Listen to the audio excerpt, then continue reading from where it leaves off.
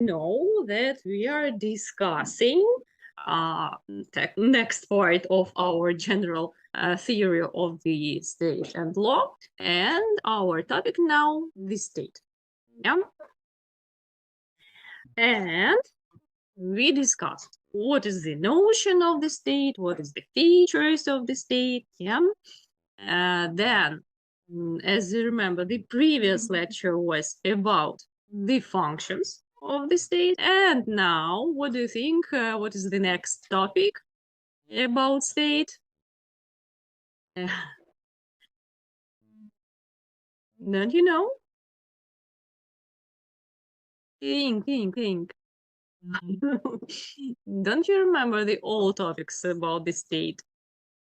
From your Ukrainian lectures, as usual. No? No. Okay, types. Types. Yeah? A very popular topic. And I think very important topic because you should know what is monarchy, what is republic, yeah, and other types of the state. So our topic today, types of the state. So questions.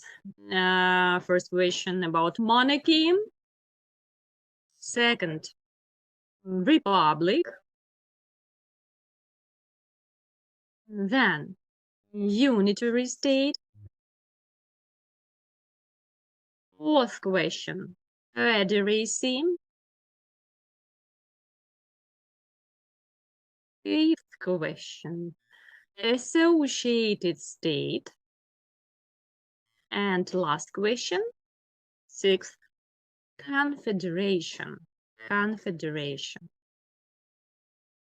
Okay, what to remember about monarchy, republic, or something else just now, without any knowledge? Maybe you know something. What is monarchy, what is republic, and what is the difference between monarchy and republic? I think you know that the head of the monarchy is queen or king, yeah, and the head of the republic is a president. Oh, perfect. You can speak now. Okay. And I don't understand why didn't you hear something about this topic in Ukrainian language? Um, do you have lectures in Ukrainian now? Yeah, and why didn't have this topic? Don't you know? Maybe it will be. Yeah, it will be. Yeah, I hope. Okay, it's good information. It's good news because you will know something in English, and then, of course, you can use this information, yeah, for the preparation for your seminars in Ukrainian language. I think it will be perfect idea for you because this information is very interesting information. Some examples maybe you can take from this lecture. Okay, so the term type of the state is an analog, yeah, to the domestic term, and in our domestic general theory of the state and law, we can speak about form of the state. Yeah, form of the state. It's okay, but in English it's type. Yeah, it's just usual situation for the English-speaking countries, and they speak types, not forms. Yeah, this category includes different aspects of the state organization, and these three main ideas of this organization of the state.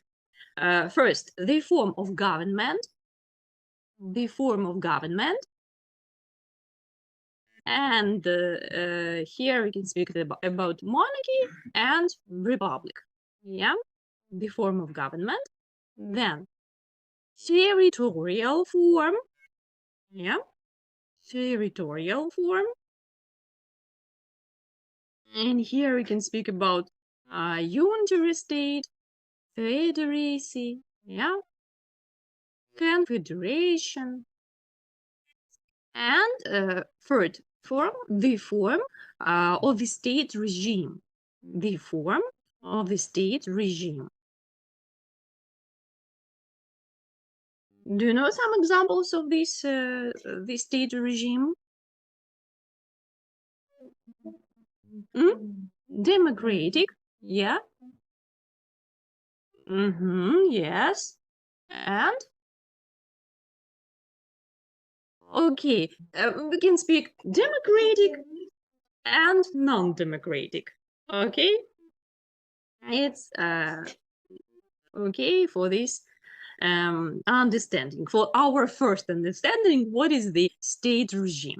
Yeah, democratic and just non-democratic. Okay. So first question about monarchy. Yeah, monarchy. And the term monarchy originally meant the rule of one. Yeah, the rule of one. In strict meaning, monarchy is a political system based upon the undivided sovereignty or rule of a single person.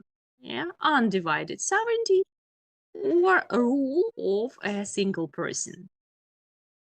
I think it's obviously yes, and it's understandable information. It's a general term. Monarchs may be given the title the emperor, king, prince, duke, or other traditional titles. Yeah, I think you heard about these titles, and of course, we can speak about these titles like the rule of one. Yeah. Okay.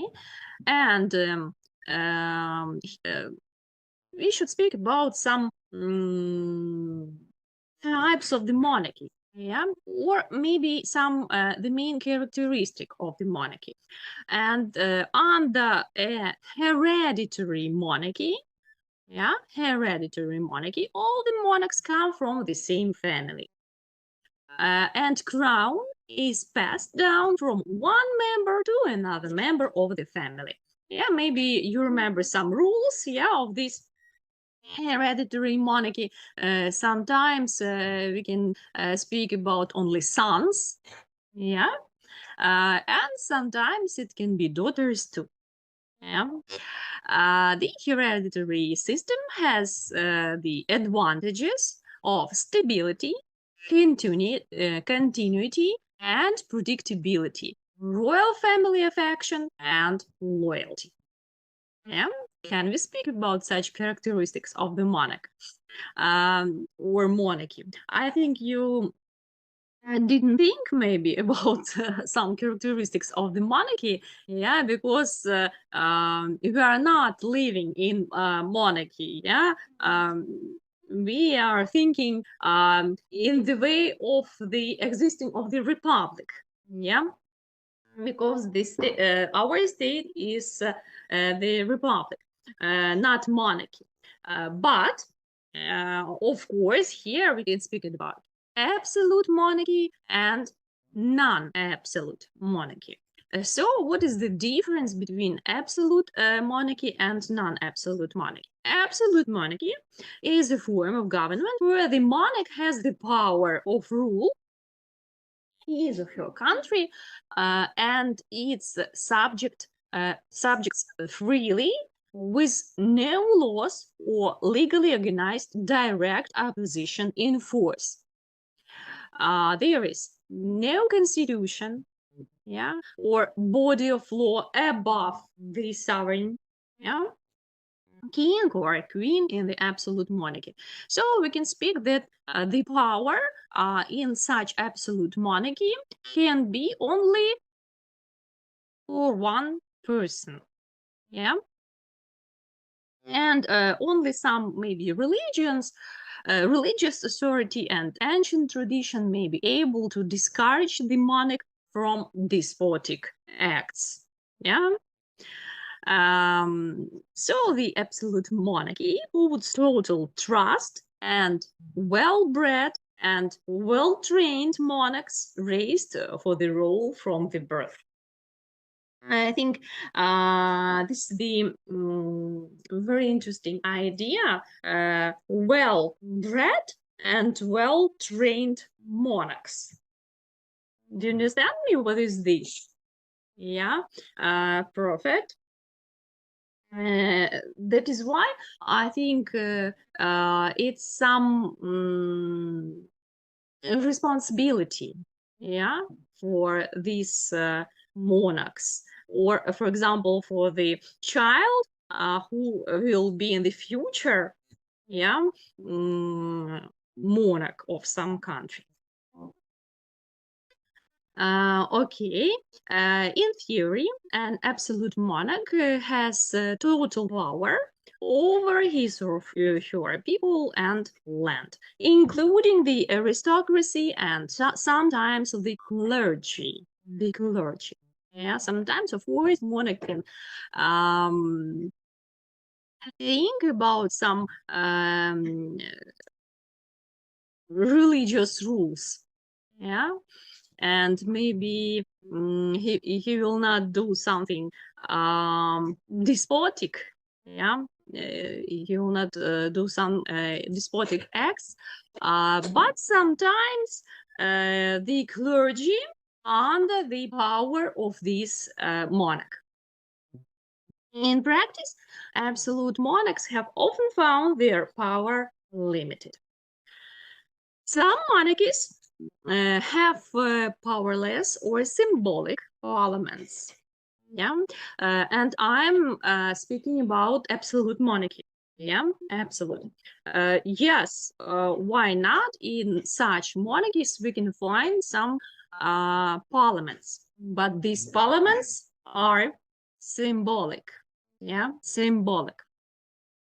And of course, in such monarchies, you can find other governmental bodies, and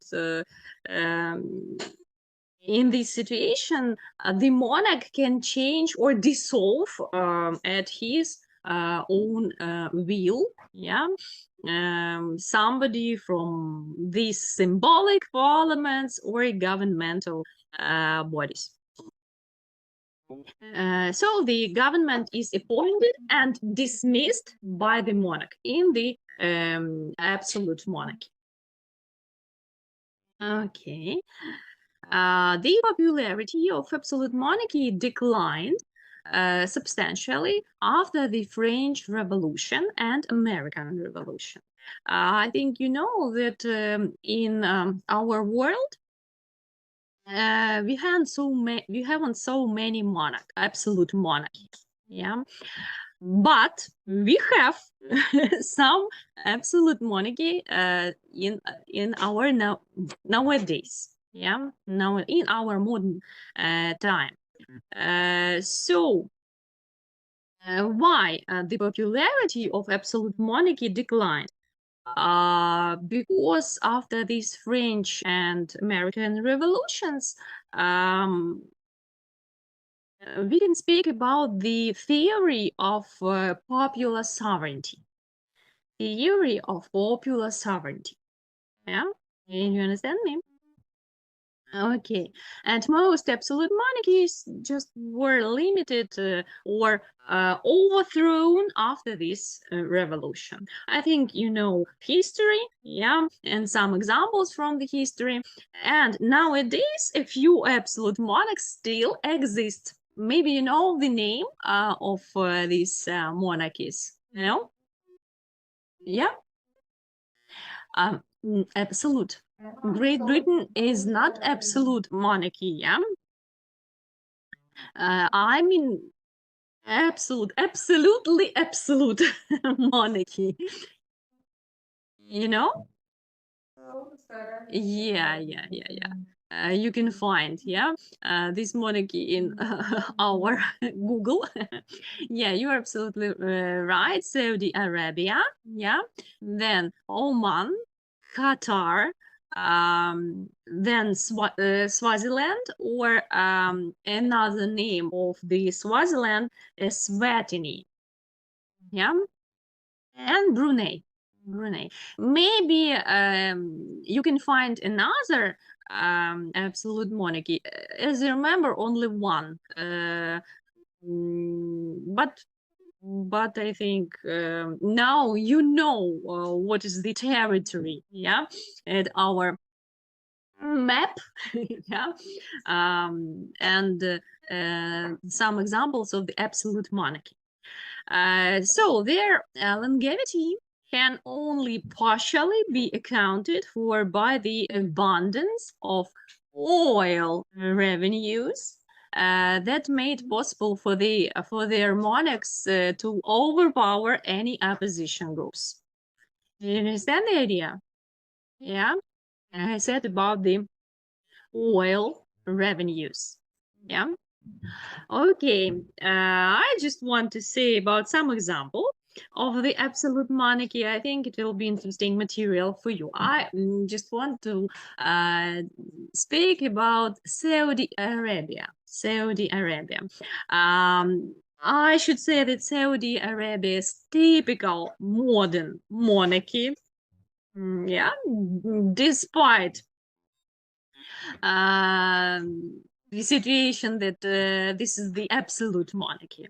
And the basic law specifies that the king must be chosen from among the sons of the founder of the state and the first king. And the name of this first king, um, one moment, the right pronunciation, Abdul Aziz Al Saud. Abdul Aziz Al Saud. And of course, the power from this father can go to his male descendants, and this king Abdul Aziz Al Saud had 45 sons. Yeah, 45 sons. I think it's interesting. And the royal family is vast. And the number of princes is estimated to be at least 7,000. Yeah, 7,000, with the most powerful of them by 200 or so male descendants of King Abdul Aziz. The present king of Saudi Arabia, King Salman, is the 25th son of Abdul Aziz. And he has highest title, the custodian and two holy mosques, Mecca and Medina.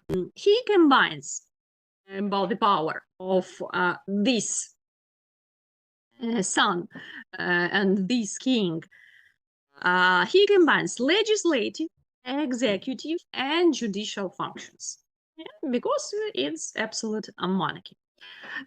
Royal decrees are the basis of Saudi Arabia legislation.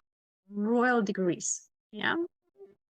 And the king is also the prime minister and presides over the council of ministers, which comprises the first and second deputy prime minister.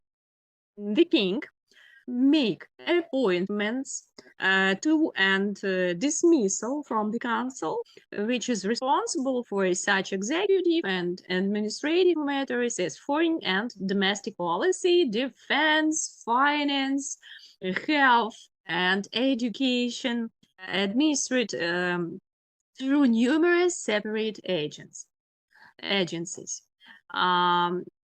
And I think it's interesting fact in this absolute monarchy,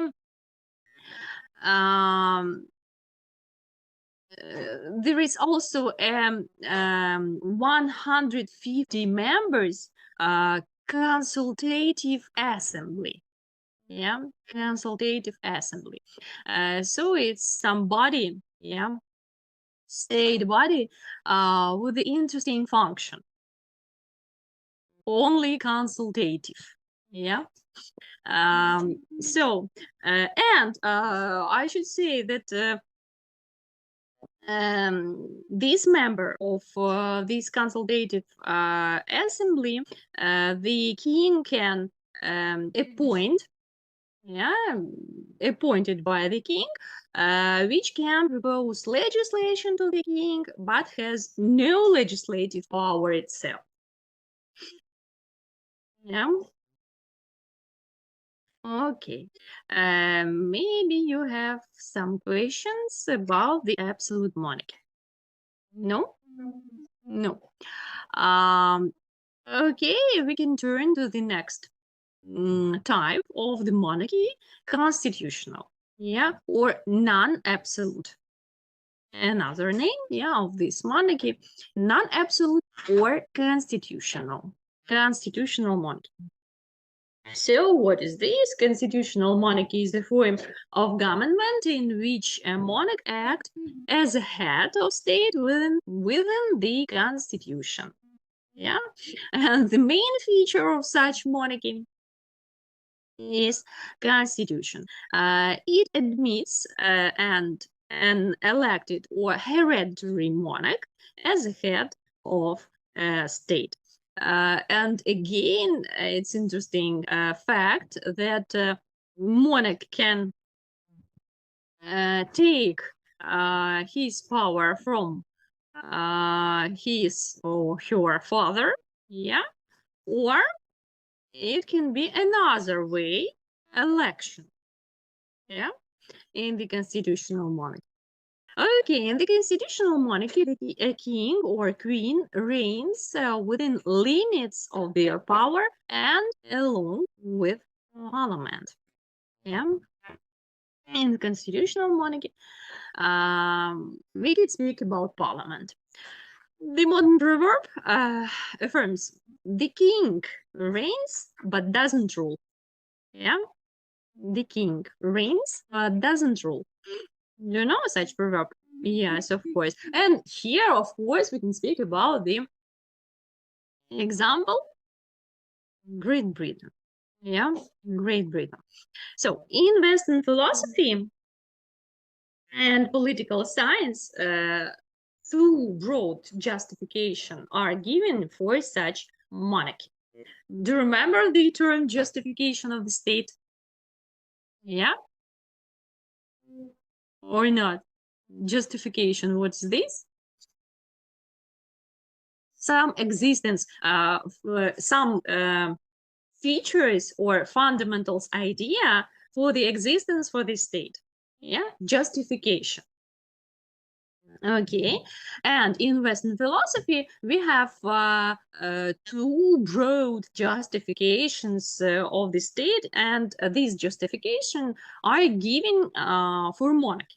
The British doctrine and the continental doctrine. The British doctrine and continental doctrine. And from the British doctrine, the British doctrine states that monarchs are part of a social contract. Yeah, you remember this idea? Founded on the autonomy of the individual. And the continental doctrine affirms that the monarch is a personification of the will of people. Yeah, personification of the will of people. I think it's interesting doctrines and interesting ideas of the justification of the state. And I think in this situation, we can't even do some choice. Yeah, what is better or not? Because it's just two different ways of the justification of the state from the position of the British, yeah, and continental states. Okay. And of course, we can speak about two different types of constitutional monarchies and in the world, and it's executive and ceremonial. Executive and ceremonial. Two types. Yeah. These constitutional monarchies. So, what is executive monarchies? I hope that you know this word, yeah? In executive monarchies, the monarch has significant power, yeah? And for example, some countries of with this executive monarchy, it's Bhutan, Bahrain, Jordan, Liechtenstein, Monaco, and so on, and even United Arab Emirates. Yeah, and the monarchy under this system of government is a powerful political and social institution. By contrast, I said about the ceremonial, yeah, ceremonial monarchies, the and in these monarchies, the monarch hold title, actual power, or direct political influence. Yeah, direct political influence. And here we can speak about the uh, I just want to say about the United Kingdom and Commonwealth realms. But it's not only United Kingdom. For example, it can be Belgium, Denmark, Japan, Netherlands, yeah, and other famous country. I mean, even Spain, Sweden, and so on. And do you know what is Commonwealth? Commonwealth realms.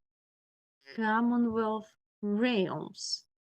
Like example of these ceremonial monarchies. No?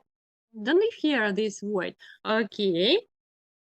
The Commonwealth realm is a sovereign state within the Commonwealth of Nations and is the United Kingdom, Canada, Australia, Papua New Guinea, New Zealand, and Jamaica.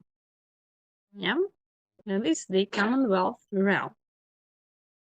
And for example, King Charles the Third, yeah, can be like a ceremonial king for these countries too. Yeah, I hope you understand this idea. I'll say a few words about this idea a bit later. So, three important features mark of the modern monarchies. What is this?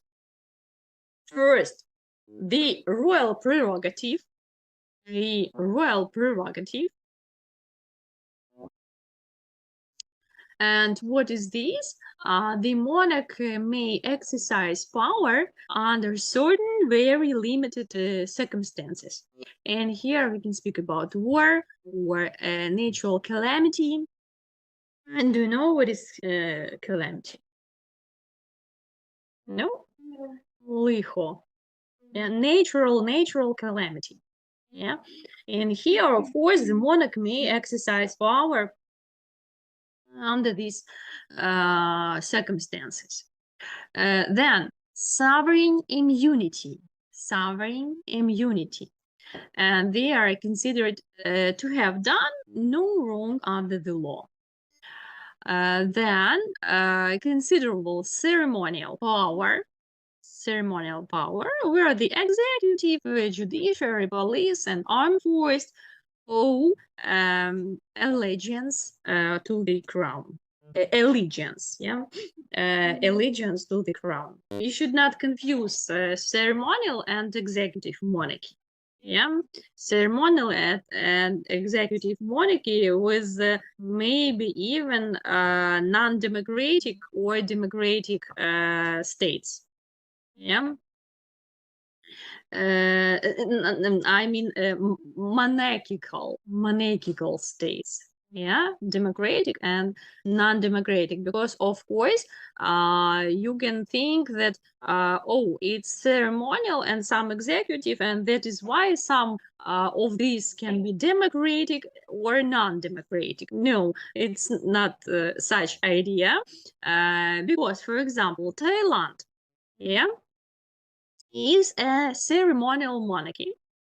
Yeah, yet its political system is not democratic. But by contrast, the other country, for example, Liechtenstein, yeah, and Monaco are considered democratic states. Democratic states, yeah, the ruling monarchs in these countries has significant executive power. Yeah, so I should say that we are trying to speak about different types of the states, yeah, but sometimes some features, for example, of the monarchy can be when we are trying to speak about democratic state or republic state even, yeah, and vice versa. I think it's interesting, but from the other side, it's absolutely normal situation in our modern world. Yeah, because we can see some mixing, yeah, between different types of the state. But of course, you should know some ideal model. Yeah, for example, what is monarchy, what is republic, what is absolute monarchy, what is non-absolute, and so on. Okay, so about constitutional, yeah, constitutional monarchs have a little power in governing, but they play active roles in civil society, especially in non-profit enterprises, yeah, and play a symbolic role by representing the nation. And again, we have a very good example of the Elizabeth, yeah, the Queen Elizabeth. But now you know that we have another king, yeah, the United Kingdom, the Charles the Third. So, constitutional monarchs may also be the symbolic leaders of the nation's armed forces and play a role in maintaining constitutional government in times of crisis or change of administration. And I hope that you remember the role of United Kingdom in the situation with Ukraine. Yeah. Um, and for me, I don't know, like for you, yeah, for me it was a surprise even, yeah, such support, yeah, from this country. Okay, then the modern concept of constitutional monarchy was developed, of course, in the United Kingdom, and there the parliament and prime minister exercise power, while the monarch has limited power and remains as a titular position. Titular position. And King Charles the Third, yeah, not of the Charles III, Yeah, the right pronunciation of this title, King the Charles III. Yeah. Is the monarch and head of state of the UK, as well as king of 15 other independent Commonwealth countries. Yeah, do you remember that idea? And the monarch and his or her family undertake various official, ceremonial, diplomatic, and representational duties. Okay. I think I'll not, but I think it's interesting information about the prime minister. Yeah, and appointing the prime minister in the United King, because the monarch is responsible for appointing of prime minister in this country, and in accordance with unwritten constitutional conventions, only a person who command the support of the House of Commons may be appointed. And usually he or she is a leader of the party, yeah, or coalition that has a majority in that house. And the prime minister takes office by attending the monarch in private audience. Do you remember the story with Elizabeth and oh, I don't remember the name of that woman. Maybe you remember the prime minister of no. I mean the previous prime minister, not the prime. Yeah, Elizabeth. Yeah. Uh, yeah, she was not so long time, yeah, as the prime minister, but I remember the story that she was appointed by Elizabeth, yeah, for this level yeah, of her life. And the prime minister, I said about this private audience, yeah, and after kissing hands, that appointment is immediately effective without any other formality or instruments. Yeah. So I think it's interesting ceremony of this appointing of the new prime minister in United Kingdom. Yeah, and now it's Rishi Sunak. Yeah, the prime minister of the United Kingdom with the new king. Yeah, with the new king Charles III. Okay, and then I think I'll not speak more about the United Kingdom because we haven't time for this. You will read, okay, about because I have the information and we can discuss the information at our future seminar. And now I just want to say that all the current constitutional monarchies are mostly representative democracies. Called constitutional democratic monarchies. And this has not always historically been the case. There have been monarchies which have coexisted with the fascist or quasi-fascist regimes, as in the case in Italy, for example, Japan, yeah, and Spain in the 20th century. Yeah, okay. I think we can turn to the second question, to our second question. And if you don't have any questions, we'll speak about Republic. Yeah? Okay. Republic. What is this? Republic is a form of government whose governance is based on popular representation and control. Popular representation and control. Oxford Concise Dictionary of Politics designates a republic as a form of government with direct or indirect election of the head of the state. Yeah. Just and the main feature, I think, of the republic, and this feature is election.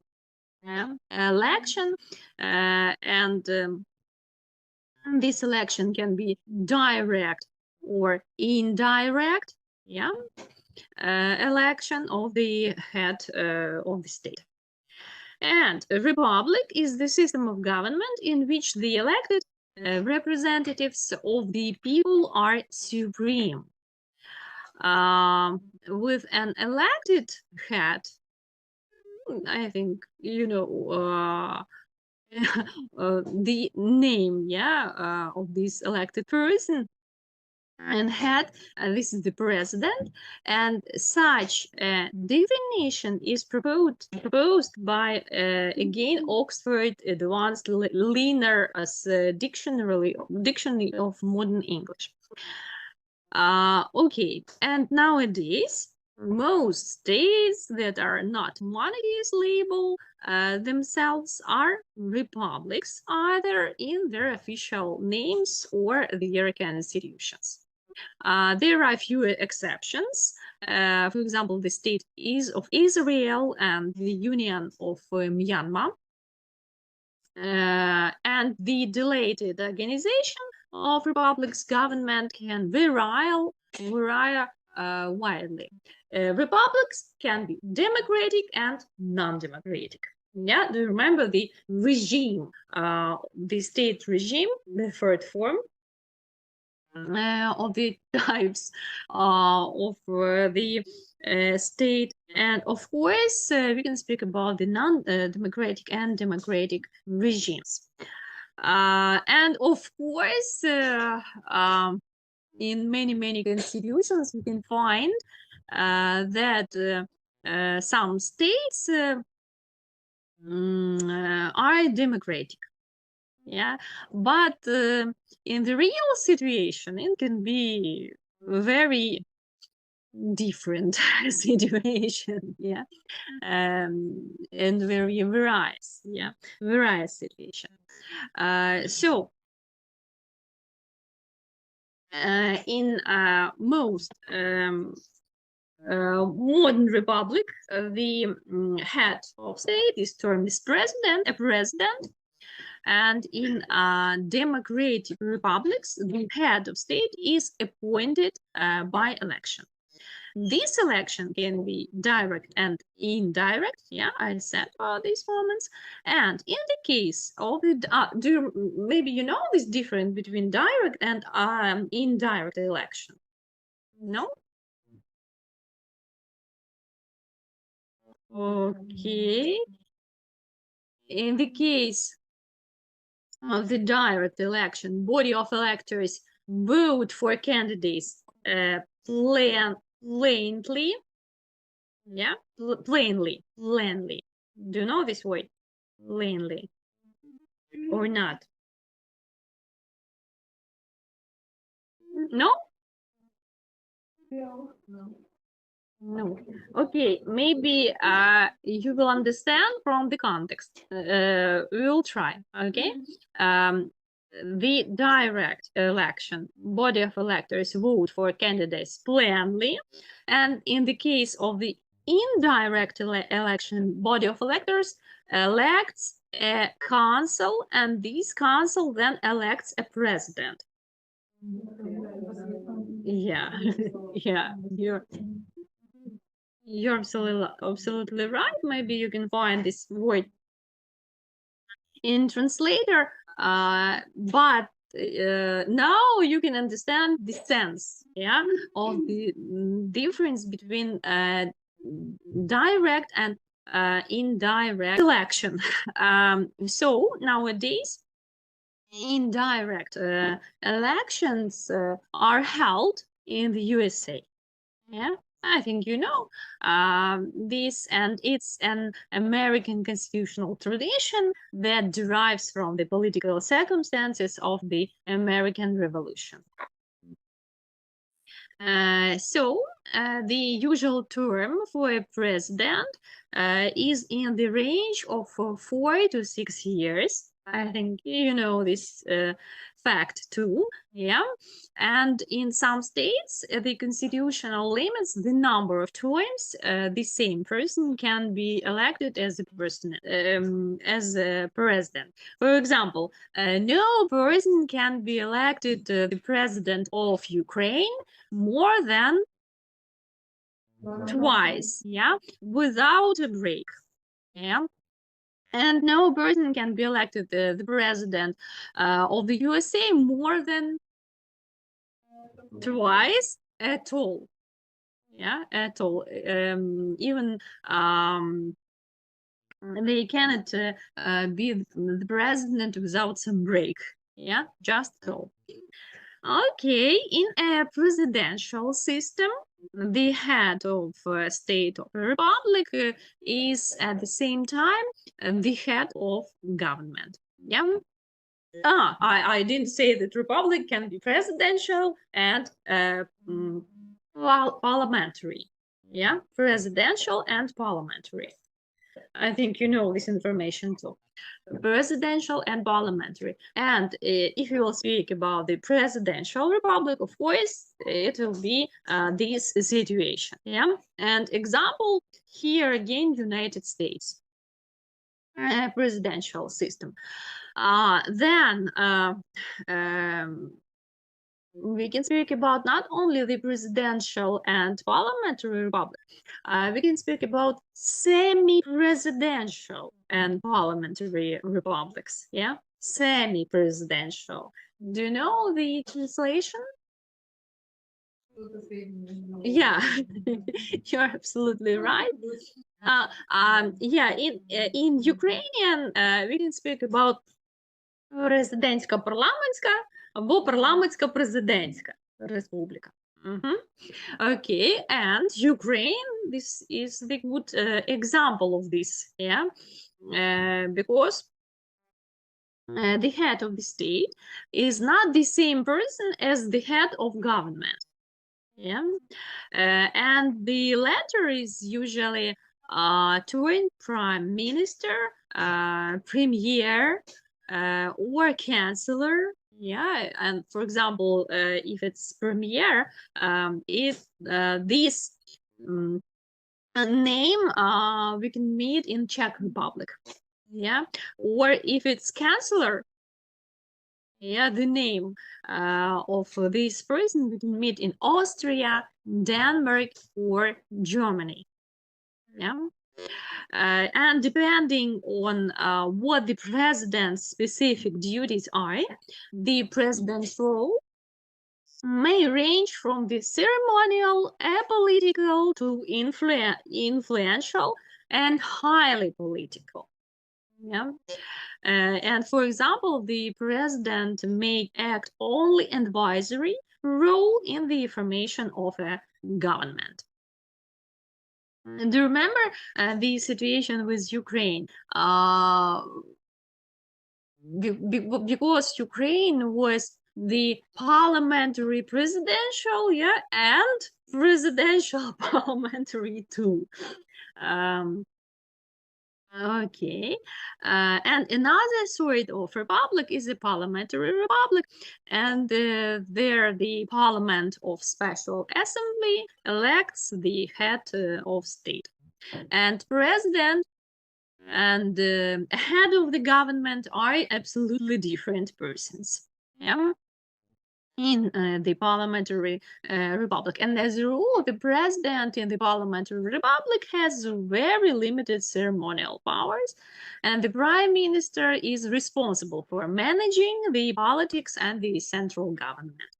And in some republics, it is permitted to appoint of president and prime minister who have opposing political convictions. For example, in France, yeah, when the members of the ruling cabinet and the president come from opposing political factions, this situation is called cohabitation. Cohabitation. Yeah. A political faction is a group of people within a political organization, such as a political party or a voting bloc who have different ideas from the other members of organization. For example, in some countries, such countries like Germany, India, the president needs to be strictly non-partisan. Yeah, I mean that he or she cannot be in some party. Yeah. Okay, that is why you can use such term non-partisan. Yeah. Okay, don't you have the questions about republic? No. No. Okay, I think we can turn to the another question. And this question about the unitary state. Unitary state. And it's about Ukraine again, yeah? Because Ukraine is the unitary state. Ukraine is republic, yeah, and unitary state and democratic. So a unitary, what is this? A unitary state is the state that is governed as one single unit. Yeah, one single unit. And the political power of government in such states may be transferred to lower levels, to regionally or locally elected assemblies, governors, and even mayors. Yeah, devolved government. I mean, some specific term. Yeah, devolved government. Here we can speak about decentralization. Yeah, decentralization of the power in the state. I think you know this term. Yeah, it's not so difficult, and at the same time, the central government retains the principal right to recall such delegated power.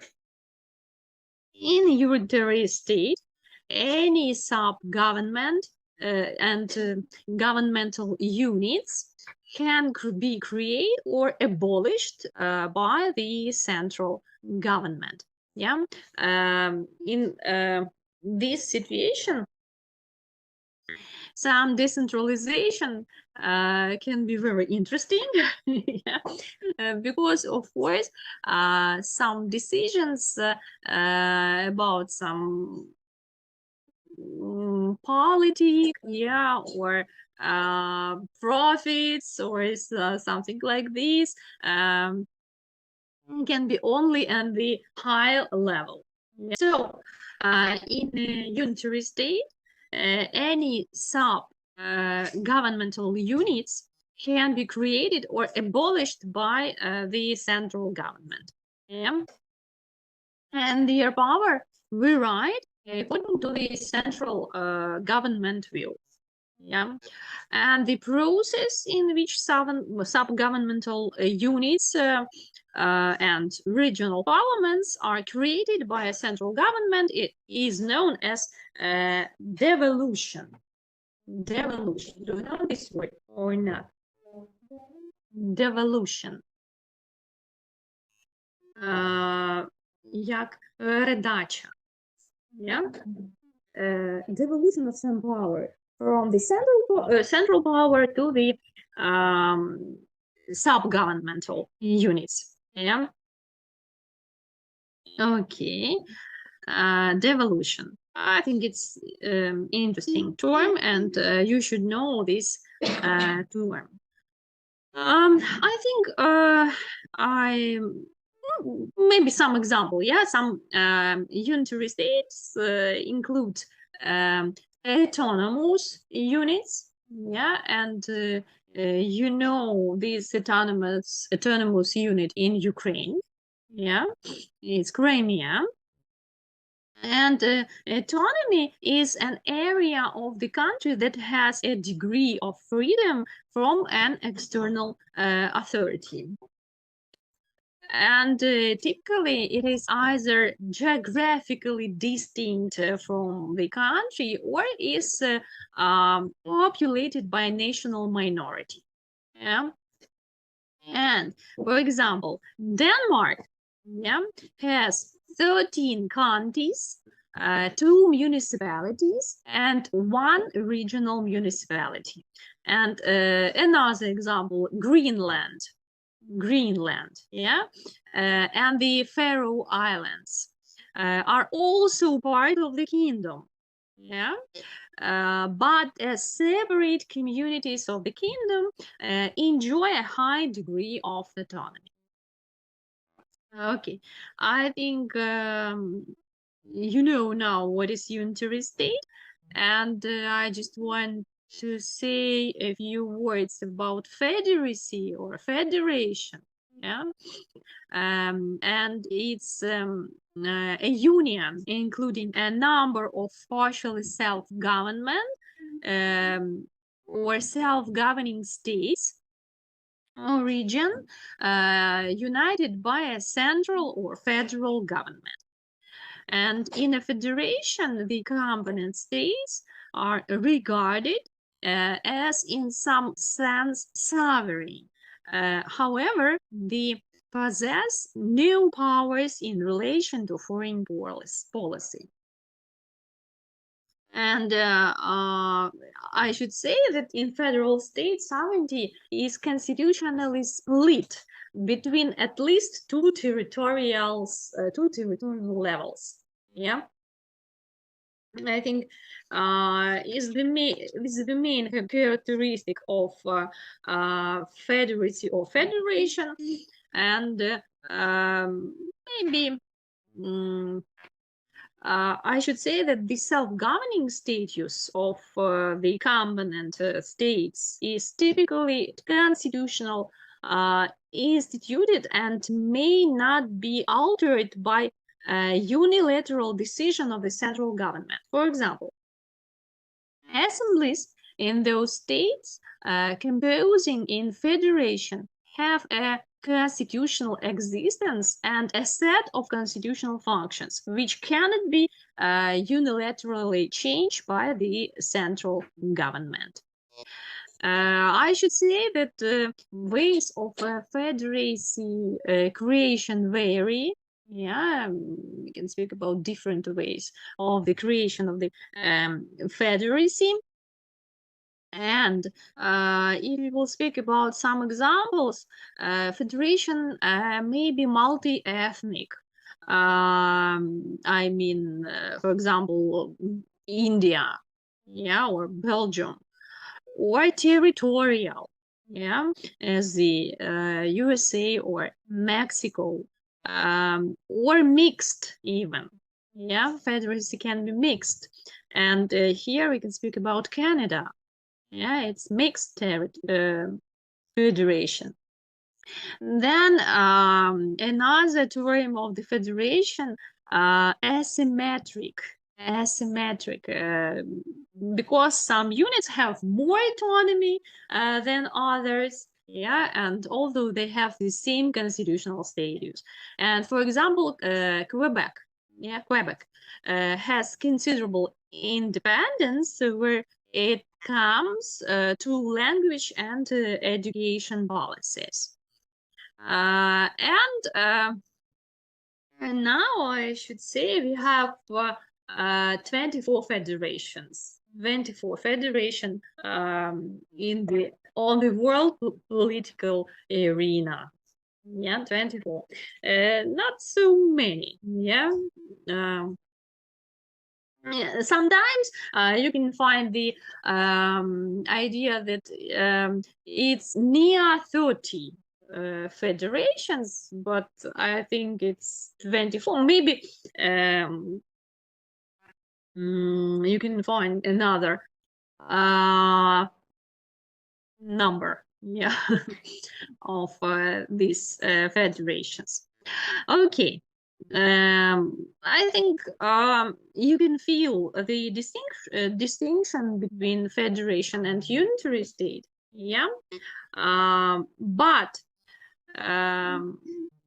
some modern unitary states can be de facto federations. Yeah. And again, here I want to say about this mixed idea between federation and unitary state.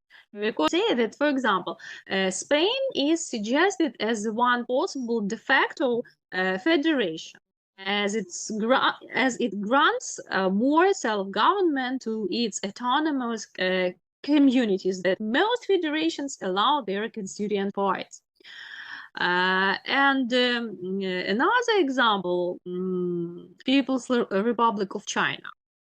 Yeah, People's Republic of China.